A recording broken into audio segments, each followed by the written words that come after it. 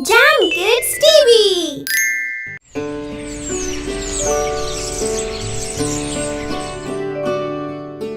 दादी ये देखिए, ये क्या है? ये मेरी जादुई छड़ी है। अब इससे मैं जादू करूंगी। अच्छा मेरी परी। दादी माँ, प्लीज एक परी की कहानी सुनाओ ना, प्लीज। ठीक है। तो आज हम सिंड्रेला की स्टोरी सुनेंगे।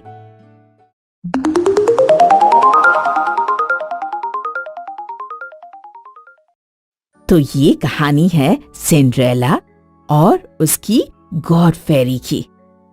सिंड्रेला अपनी सौतेली माँ और बहनों के साथ रहती थी, जो बेचारी सिंड्रेला को हमेशा डांटते फटकारते रहते थे। सिंड्रेला बहुत सुंदर थी, इसलिए उसकी सौतेली माँ और बहनों को उससे जलन थी। सिंड्रेला की सौतेली माँ ने अपनी बेटियों को रानी की तरह रखा था और सिंड्रेला को नौकरानी की तरह। सिंड्रेला, ये क्या है? अब तक फर्श साफ नहीं हुआ? तुम कामचोर और निकम्मी हो।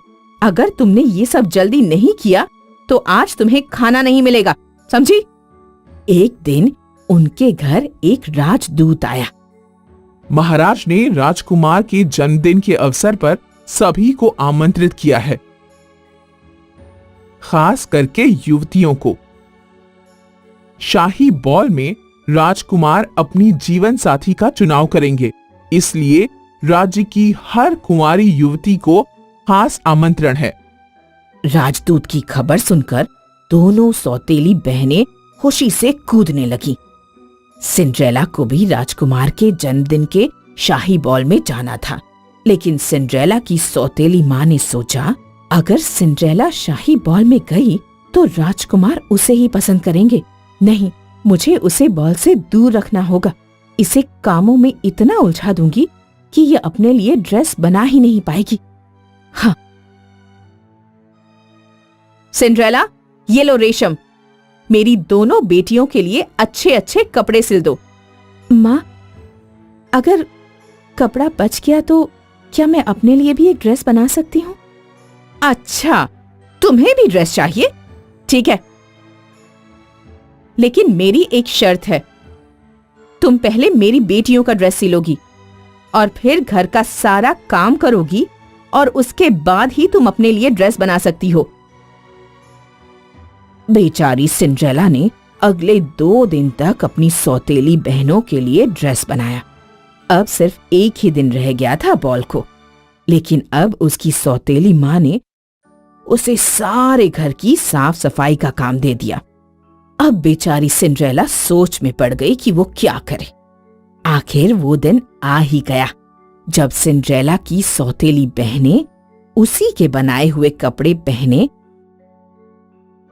एक बग्गी में बैठकर शाही बॉल के लिए निकल गए और बेचारी सिंड्रेला उन्हें जाते देखती रही। काश मैं भी शाही बॉल जा पाती। और तभी उसकी गॉड फेरी उसके सामने आई। सिंड्रेला, क्या तुमने मुझे बुलाया? आप कौन हो? मैं तुम्हारी गॉड फेरी हूँ और यहाँ तुम्हारी इच्छा पूरी करने आई हूँ। क्या आप मुझे शाही बॉल में ले जा सकती हैं? गॉड फेरी ने हामी भरी और फिर अपनी जादुई छड़ी घुमाई, जिससे सिंड्रेला के फटे हुए कपड़े एक नई चमचमाती ड्रेस में बदल गए। कितनी सुंदर ड्रेस है ये। सिंड्रेला ड्रेस पहनकर घूम ही रही थी कि गॉड फेरी ने फिर से छड़ी घुमाई और पास ही पड़े कद्दू से एक बग्गी बना ली और फिर 3 चूहों को घोड़ों और चालक में बदल दिया और आखिर में गॉड फेरी ने सिंड्रेला के गंदे जूतों को सुंदर चमकीले जूतों में बदल दिया।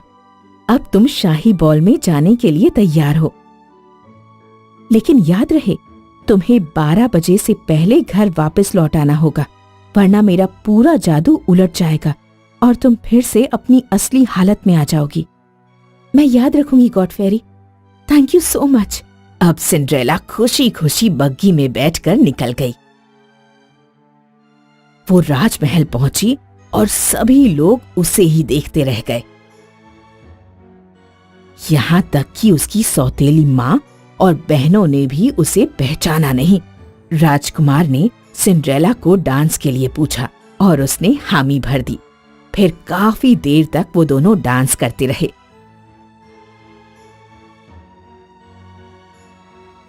अचानक सिंड्रेला की नजर घड़ी पर पड़ी। अरे नहीं, 12 बजने ही वाले हैं। और सिंड्रेला वहां से दौड़ पड़ी। रुको, अपना नाम तो बताओ। राजकुमार ने सिंड्रेला का पीछा किया, लेकिन वो वहां से चली गई। पर राजकुमार को सिंड्रेला का एक जूता मिल गया। अगले दिन राजकुमार उस जूते के संग नगर में घूमने लगे। उन्होंने वो जूता हर लड़की को पहनाकर देखा, लेकिन किसी को वो फिट नहीं आया। आखिरकार वो सिंड्रेला के घर पहुंचे और वहां उन्होंने वो जूते सिंड्रेला की सौतेली बहनों को पहनाया।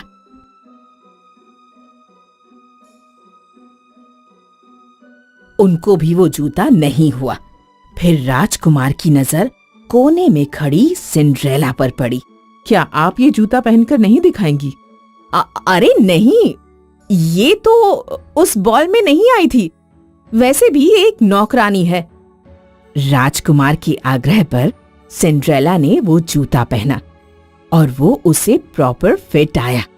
और राजकुमार ने सिंड्रेला को शादी के लिए प्रपोज कर दिया। और फिर सिंड्रेला और राजकुमार की शादी हो गई। और वो हमेशा खुश रहे, है ना दादी? हाँ मेरी नन्ही परी।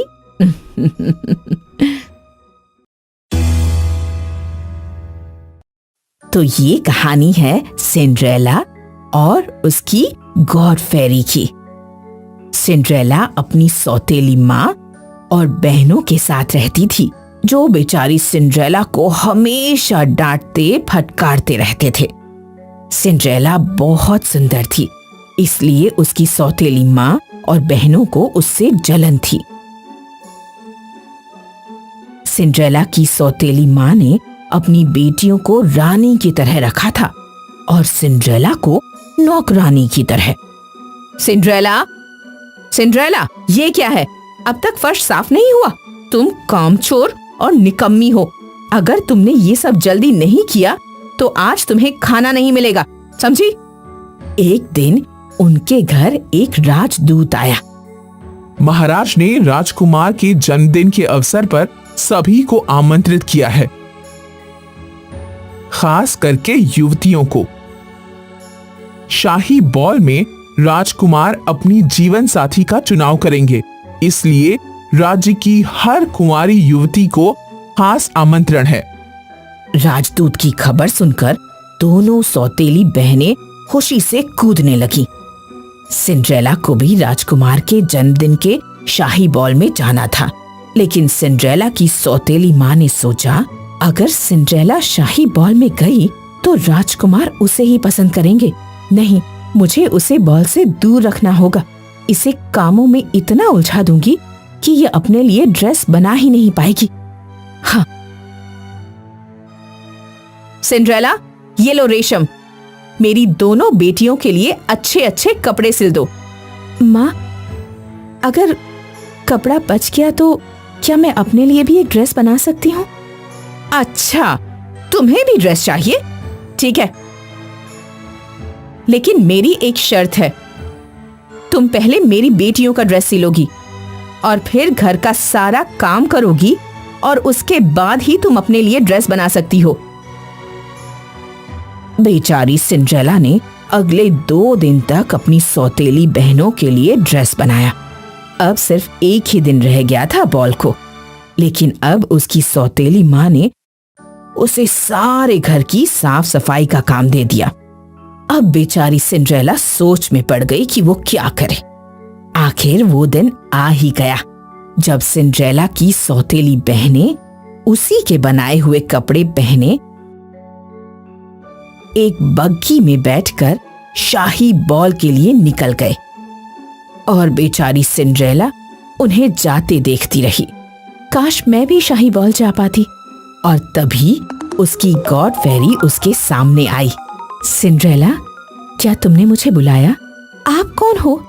मैं तुम्हारी गॉड फेरी हूँ और यहाँ तुम्हारी इच्छा पूरी करने आई हूँ। क्या आप मुझे शाही बॉल में ले जा सकती हैं? गॉड फेरी ने हामी भरी और फिर अपनी जादुई छड़ी घुमाई, जिससे सिंड्रेला के फटे हुए कपड़े एक नई चमचमाती ड्रेस में बदल गए। कितनी सुंदर ड्रेस है ये! सिंड्रेला ड्रेस पहनकर घूम ही रही थी कि गॉड फेरी ने फिर से छड़ी घुमाई और पास ही पड़े कद्दू से एक बग्गी बना ली और फिर 3 चूहों को घोड़ों और चालक में बदल दिया और आखिर में गॉड फेरी ने सिंड्रेला के गंदे जूतों को सुंदर चमकीले जूतों में बदल दिया। अब तुम शाही बॉल में जाने के लिए तैयार हो, लेकिन याद रहे तुम्हें 12 बजे से पहले घर वापस लौट आना होगा, वरना मेरा पूरा जादू उलट जाएगा और तुम फिर से अपनी असली हालत में आ जाओगी। मैं याद रखूंगी god fairy. Thank you so much. अब सिंड्रेला खुशी खुशी बग्गी में बैठकर निकल गई। वो राजमहल पहुंची और सभी लोग उसे ही देखते रह गए, यहाँ तक कि उसकी सौतेली माँ और बहनों ने भी उसे पहचाना नहीं। राजकुमार ने सिंड्रेला को डांस के लिए पूछा और उसने हामी भर दी। फिर काफी देर तक वो दोनों डांस करते रहे।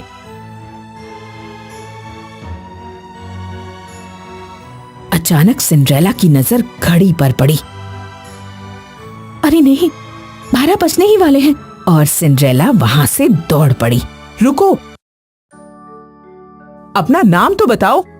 राजकुमार ने सिंड्रेला का पीछा किया, लेकिन वो वहां से चली गई। पर राजकुमार को सिंड्रेला का एक जूता मिल गया। अगले दिन राजकुमार उस जूते के संग नगर में घूमने लगे। उन्होंने वो जूता हर लड़की को पहनाकर देखा, लेकिन किसी को वो फिट नहीं आया। आखिरकार वो सिंड्रेला के घर पहुंचे और वहां उन्होंने वो जूते सिंड्रेला की सौतेली बहनों को पहनाया।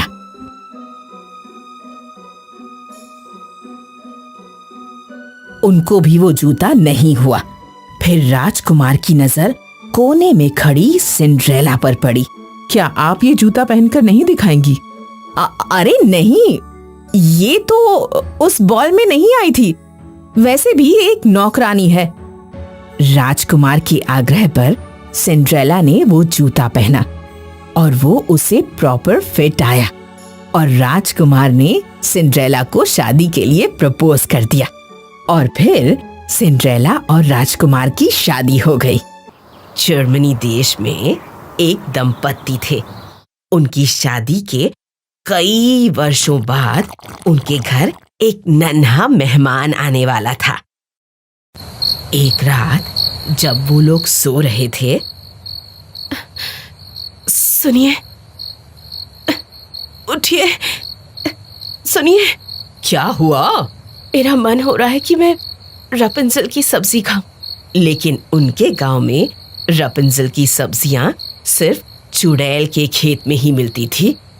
ये सोच पति घबरा गया, लेकिन फिर भी अपनी पत्नी की इच्छा पूर्ण करने के लिए वो रात के अंधेरे में चुड़ैल के बगीचे जा पहुंचा।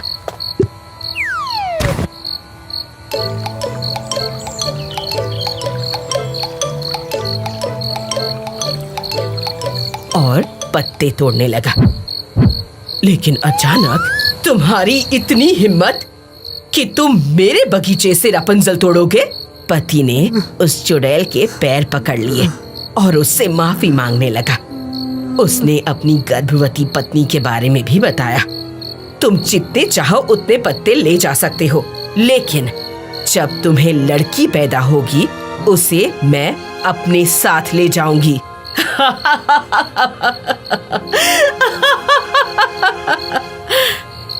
अब पति चुड़ैल के सामने गिड़गिड़ाने लगा, लेकिन चुड़ैल ने एक न मानी।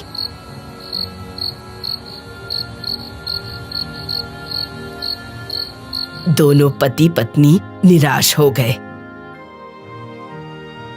कुछ महीनों बाद पत्नी ने एक खूबसूरत बेटी को जन्म दिया। और कुछ ही समय में वो चुड़ैल वहां आ गई और बच्ची को अपने साथ ले गई। चुड़ैल ने बच्ची को एक बुर्ज में रखा जहां ना कोई सीढ़ी थी और ना ही दरवाजा। और फिर चुड़ैल ने इस बच्ची का नाम रपुंज़ल रखा और वो उसकी बड़े प्यार से देखभाल करने लगी। और जल्द ही 12 वर्ष बीत गए और अब रपुंज़ल बड़ी हो रही थी।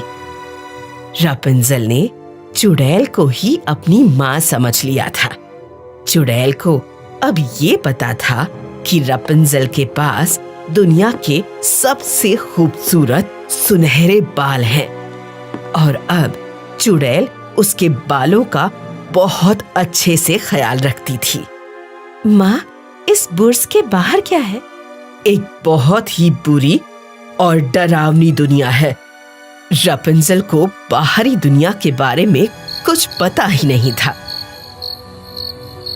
समय बीता और रपुंज़ल के सुनहरे बाल अब बुर्ज के नीचे तक पहुंच सकते थे। रपुंज़ल, अपने सुनहरे बाल नीचे फेंको, तुम्हारी प्यारी माँ आई है। और फिर चुड़ैल बालों के सहारे बुर्ज पर चढ़ती थी।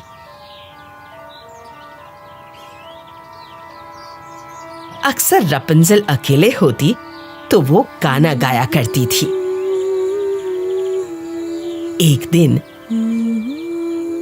रपुंज़ल गाना गा रही थी और एक राजकुमार ने उसकी मधुर आवाज सुनी।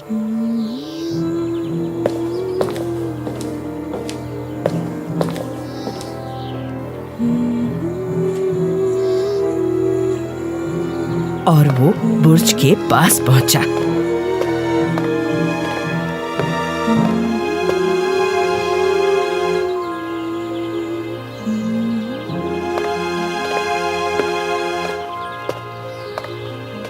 उसने बुर्ज के फेरे मार लिए,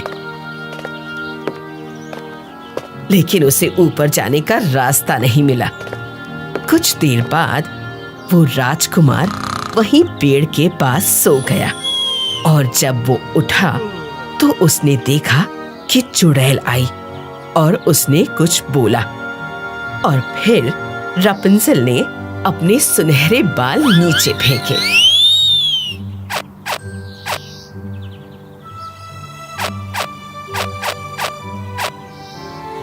तो ये रास्ता है ऊपर जाने का। फिर अगले दिन राजकुमार ने भी चुड़ैल की नकल की और जब रपुंज़ल ने अपने बाल नीचे फेंके तो वो उसके सहारे ऊपर पहुंच गया।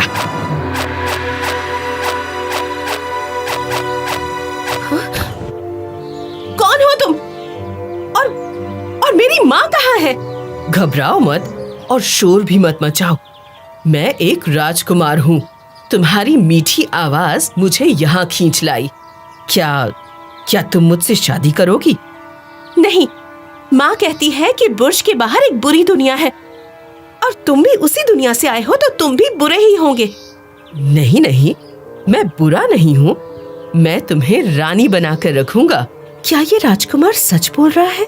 मैंने तो कभी बाहर की दुनिया देखी ही नहीं है। बोलो, क्या तुम मुझसे शादी करोगी? हाँ, पर मैं इस बुर्ज के नीचे उतरूंगी कैसे? वो तुम मुझ पर छोड़ दो, मैं वापस आऊंगा। लेकिन जब राजकुमार बुर्ज से उतर रहा था तो चुड़ैल ने उसे देख लिया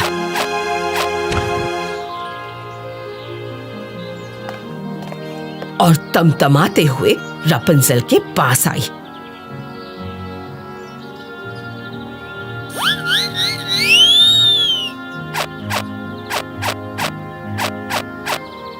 मैंने तुम्हारी देखभाल की और तुम मुझे ही धोखा दे रही हो। चुड़ैल ने गुस्से में आकर बेचारी रपुंज़ल के सुनहरे बाल काट दिए और अपने जादू से रेगिस्तान में फेंक दिया। अगले दिन जब राजकुमार बुर्ज पर लौटा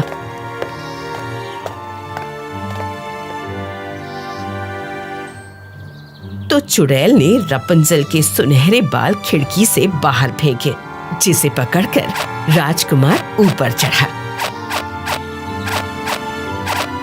चुड़ैल को देखकर राजकुमार डर गया। तुम्हारी प्यारी रपुंजल को सजा मिल गई है, अब तुम्हारी बारी।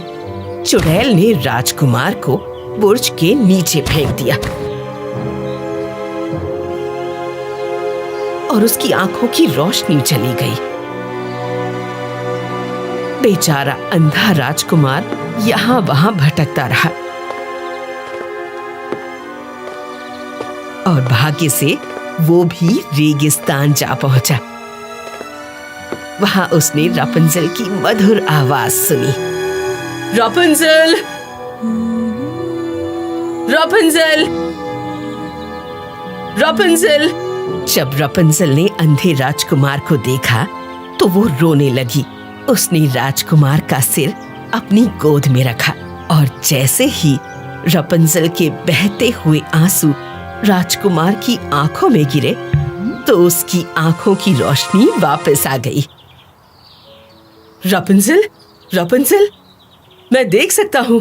और राजकुमार अपनी रपुंजल को लेकर अपने राज्य लौटा, जहां उन दोनों की शादी हो गई।